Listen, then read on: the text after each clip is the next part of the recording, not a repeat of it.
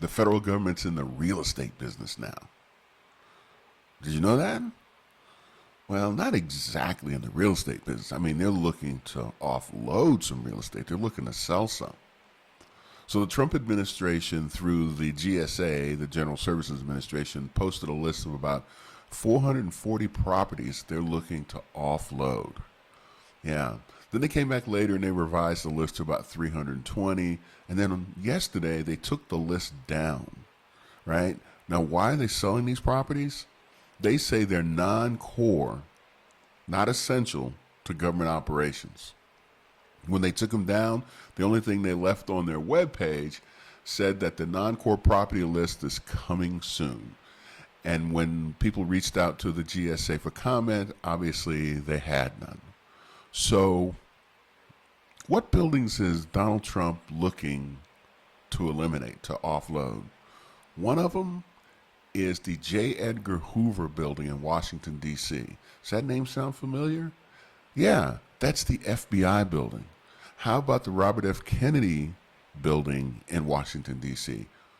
Yes, that's where the Department of Justice lives. What else is on that D.C. list? The headquarters for the American Red Cross is on there. Even the old post office building where Donald Trump once ran a hotel, that's on there. The building that heads the Department of Labor is on there. HUD, that's on there too. Also, buildings that are outside of Washington, D.C., like the General Emmett J. Bean Federal Center in Indiana, it's on the list. The Sam Nunn Atlanta Federal Center, the Speaker Nancy Pelosi Federal Building in San Francisco, and the U.S. Mission to the UN in New York. Now, about 80% of federal workers work outside of D.C., so when you remove all these buildings, you also remove places for these people to work. And remember, one of the big pushes it seems like that DOJ has and the Trump administration has is about federal employees actually showing up in the office to work.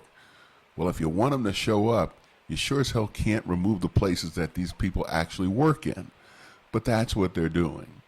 So what's this all going to mean for the federal government? Because you know the DOJ team has been charged with saving the government money.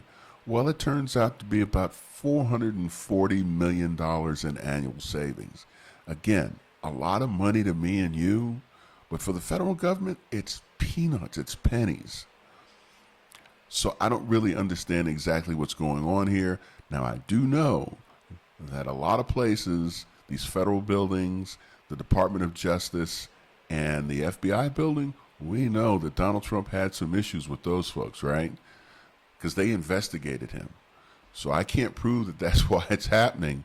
But man, when people aren't talking to you, you'll come up with some reasons. So that's what's going on right now. Now they say that they're trying to no longer pay for empty and underutilized federal space, or eliminate the significant maintenance costs associated with long-term building ownership. That's just a fact of life. You own buildings, you got to take care of them.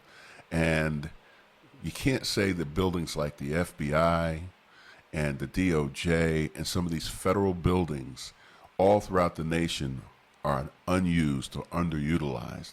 So this is what's happening all across. This is potentially what could be happening all across the country. But we don't know if, in fact, these things are going to take place.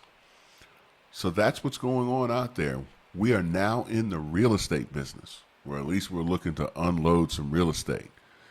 You guys out there, anybody need a federal building?